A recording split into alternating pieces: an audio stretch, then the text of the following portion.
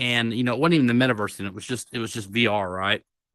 Or not officially anyway. But I was hooked, and at that moment, God planted that seed in me, and He put something there.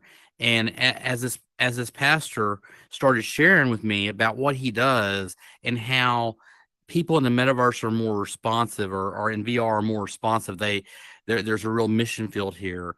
And that he was telling me about how when he'd go in, he'd pray for people, and he would see them moving weird or something. He'd go up and talk to them, strike a conversation, try to help them, and it would ultimately lead to a conversation, a friendship, and then a conversation that would a lot of times turn into salvation or praying for somebody. And I had to know more. I had to know more. And Jeremiah 29:11 says, "For I know the plans I have for you, declares the Lord, plans to prosper you and not to harm you, plans to give you a hope and a future." Well, he put that desire in my heart. He gave me that desire. And I need to clarify that verse I read earlier. It says, "Delight yourself in the Lord, and he shall give you the desires of your heart." Here's what he means by that.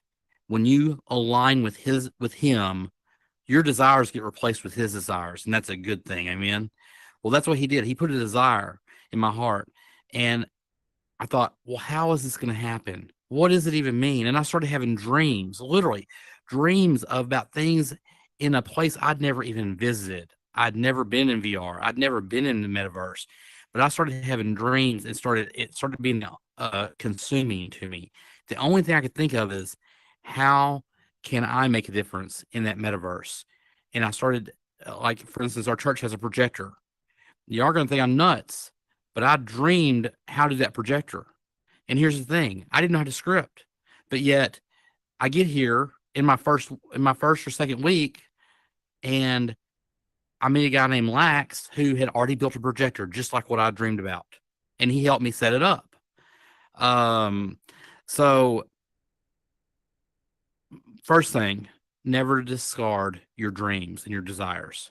God places them in your heart for a reason.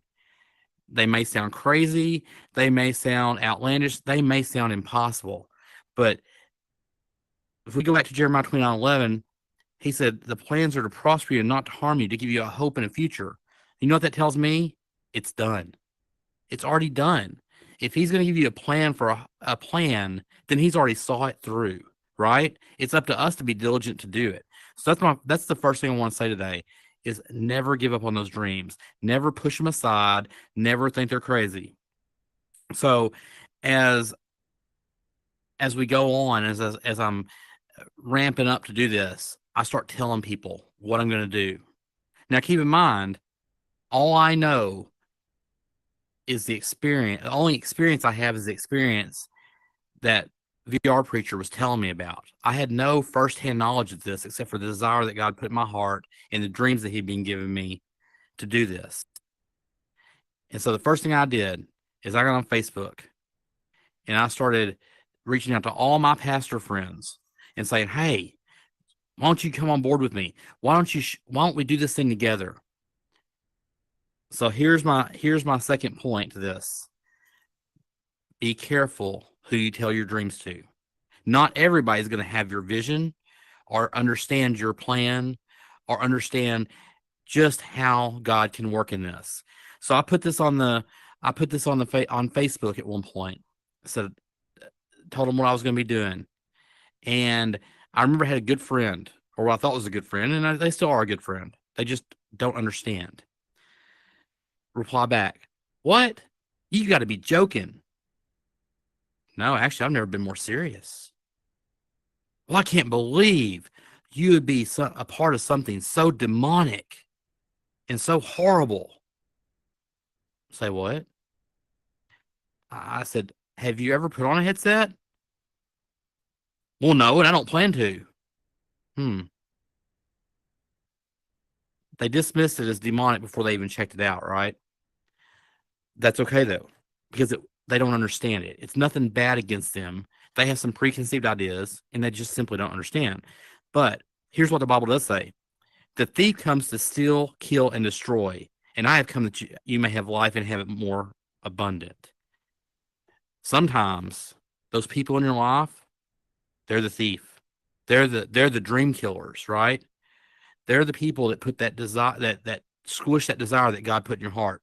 Don't let those people, no matter how close they are to you, if God puts something in your heart, don't let them tell you it can't be done or it shouldn't be done. And I'll give you a good example of that in a second. But I want to read another verse. If I can find my verse, there it is. Behold, I'm doing a new thing. Now it shall spring forth. Shall you not know it? I will even make a road in the wilderness and rivers in the deserts. Here's the thing.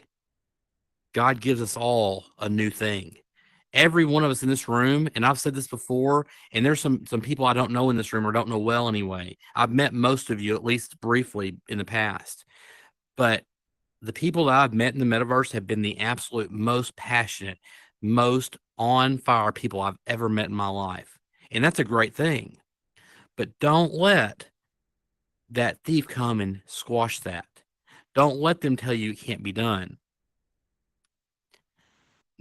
God does make a new way. He does a new thing. He makes ways where there are no ways. And sometimes it takes a while. It took us 2.5 years to get our first headset. Now we have 4. And we're working on another one, to be honest with you. Here's what's neat about this. That same person, if I'd have listened to her and quit when she said that's of the devil, that's just horrible. I can't believe you do anything with it. Well, let me share with you what happened last night right here. And not to mention that, but in the week previous, so 2 Sundays ago at Living Waters, a younger, we'll say young teen approached me and left. And he basically said that he'd read the Bible through, but he didn't really know anything. He'd never been to church.